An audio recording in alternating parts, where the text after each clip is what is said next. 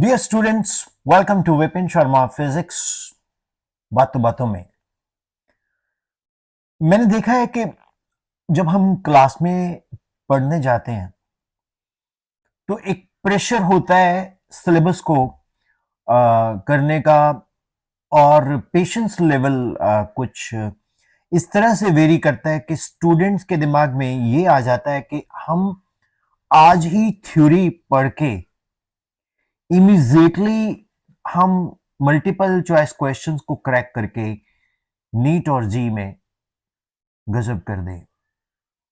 देखिए, मेरे subject physics का जो टेम्परामेंट वो ऐसा नहीं है। फिजिक्स थॉरली अंडरस्टैंड करनी पड़ती है, और हम लोग एक कॉम्पिटिटिव वर्ल्ड में हैं, लेकिन साथ के साथ उस कॉम्पिटिटिव वर्ल्ड में हम लोगों को रैट रेस में रहने के लिए कुछ चीजें शॉर्टकट्स में कन्वर्ट करके फास्ट ट्रैक पे हम चले जाते हैं, जिसको हम पहले बोलते थे क्रैश कोर्स, अब तो डे वन से ही क्रैश होने लग गया। अरे हाँ, मैंने ये एक सीरीज स्टार्ट की है जिसमें मैं अपनी लाइब्रेरी में से बैठ के स्टूडेंट्स को एक बातें करना चाहता हूं फिजिक्स के टॉपिक्स के बारे में।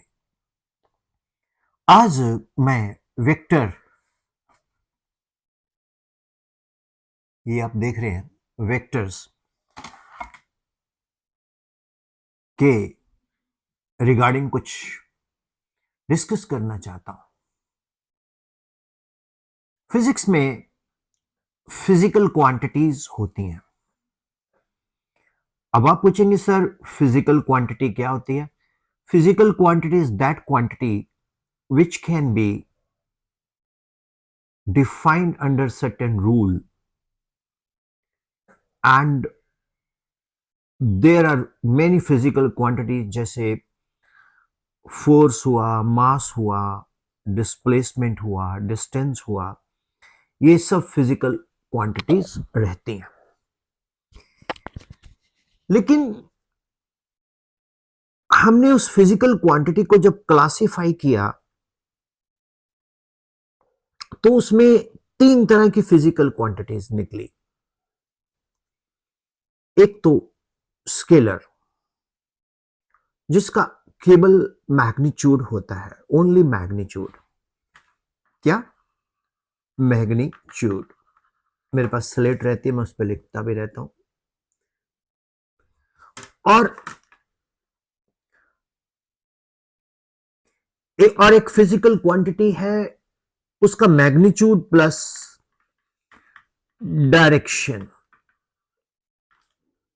जैसे ही मैग्नीट्यूड प्लस डायरेक्शन, तो उस फिजिकल क्वांटिटी को हम लोग कहने लग गए कि भाई ये वेक्टर है।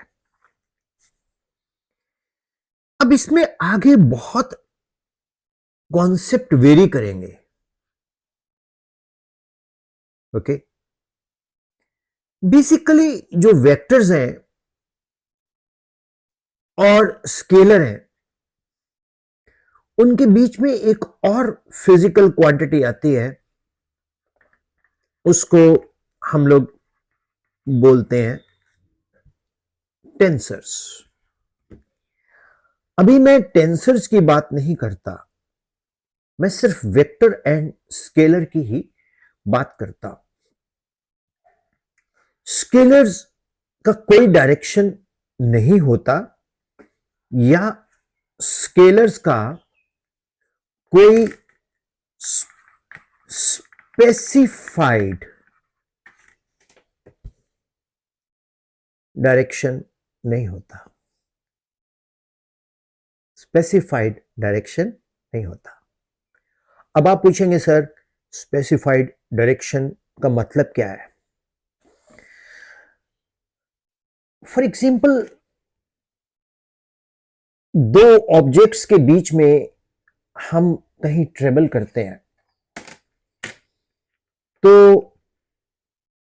जो शॉर्टेस्ट डिस्टेंस है वो डिस्प्लेसमेंट होगा और बाकी सारे जो डिस्टेंस हैं वो डिस्टेंस रहेंगे। जैसे ए और बी के बीच में आप ट्रेवल करते हो तो 1 और 2 और 3 तीनों के तीनों पाथ से आप ए से बी पे पहुंचते हो, लेकिन जो शॉर्टेस्ट डिस्टेंस है वो 3 है, उसको हम लोग बोलते हैं डिस्प्लेसमेंट। और इसकी पर्टिकुलर डायरेक्शन हुई, ये परपेंडिकुलर डिस्टेंस हुआ, तो हम इसको डिस्प्लेसमेंट वेक्टर भी बोल सकते हैं।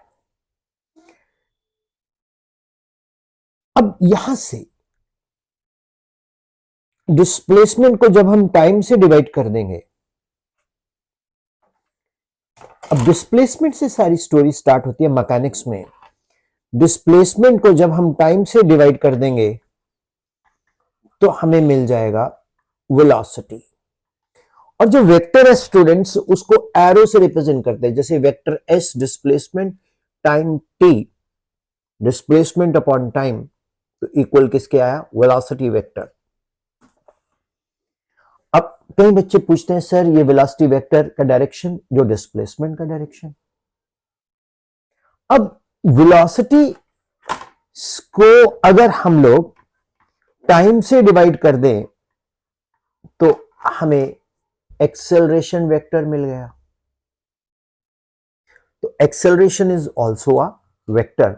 अब एक्सेलरेशन की डायरेक्शन क्या है? वेलोसिटी। वेलोसिटी की डायरेक्शन क्या है? डिस्प्लेसमेंट।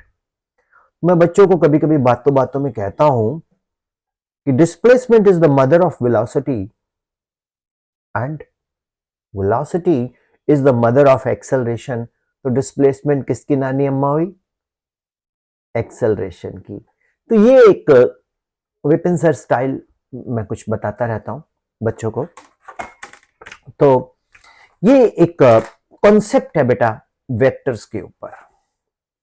जो बच्चे 9th में हैं या 8th मूविंग 9th में है उनके लिए तो ये काफी अच्छा इजी होना चाहिए।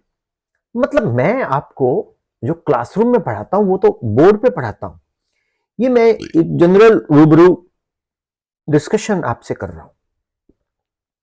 अब वेक्टर्स की स्पेसिफाइड डायरेक्शन मैग्नीट्यूड, ये पॉइंट क्लियर हुआ। वेक्टर्स को हम रिप्रेजेंट करते arrow. The study of vectors middle of 19th century में डेवलप हुई और आज की डेट में ये बहुत ही इंपॉर्टेंट लर्निंग टूल है टू अंडरस्टैंड फिजिक्स। मैं तो अक्सर कहता भी हूं कि नो चैप्टर विदाउट वेक्टर। बिना वेक्टर के कोई भी चैप्टर आपको समझ नहीं आएगा।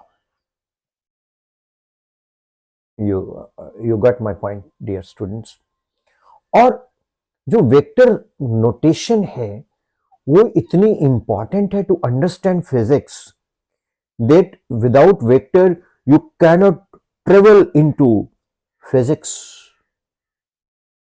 नीट और जेईई में इसका wider understanding and application and concept clearance बहुत जरूरी है। डियर स्टूडेंट्स, वेक्टर्स का जो फॉर्मुलेशन है ये कोई एक्सीडेंटल नहीं है। ये एक पूरे का पूरा vector algebra important mathematics subject है। और फिजिक्स में क्योंकि फिजिकल क्वांटिटीज का डायरेक्शंस का होना, तो वेक्टर्स का एक वाइटल रोल प्ले होना dam important. It's really important. मेरी बात को फॉलो कर रहे हैं आप? अब आप लोग सोचते होंगे कि सर वेक्टर्स को हम लोग किस तरह से अंडरस्टैंड करें। टू अंडरस्टैंड वेक्टर्स हमें एक स्केलर्स को समझना होगा, फिर वेक्टर्स को समझना होगा, वेक्टर्स के टाइप्स को समझना होगा, फिर उनके लॉज को समझना होगा, जिसमें triangle law, parallelogram law, Lami's theorem, resolution of vector, पूरी की पूरी फिजिक्स इसके बेस पे होती है। तो नो चैप्टर विदाउट वेक्टर। मेरी कोशिश रहेगी कि इस फिजिक्स बुक +1 में मैं हर अच्छे पॉइंट्स को आपके साथ डिस्कस करूं। डियर स्टूडेंट्स, एक वीडियो बनाने के लिए बहुत मेहनत होती है, कोई बात नहीं, मेहनत ही हमारा मंत्र है। दूसरा, ना तो हम कभी कोई फिल्टर यूज करते हैं, ना ही कोई अग्रेसिव सा थंबनेल यूज करते हैं। तो बहुत ही कम बार अगर बोला तो बोल दिया होगा, बट मैंने कभी नहीं बोला कि आप मेरे चैनल को सब्सक्राइब करो, शेयर करो। ये एक प्लेटफॉर्म है उन बच्चों के लिए जो आलिशान कोचिंग सेंटर में पढ़ना चाहते हैं पर पढ़ नहीं सकते। मेरा ये दावा और वादा है कि मैं उन आलिशान कोचिंग सेंटर के कुछ तुलना में आपको एक क्वालिटी नॉलेज दूं।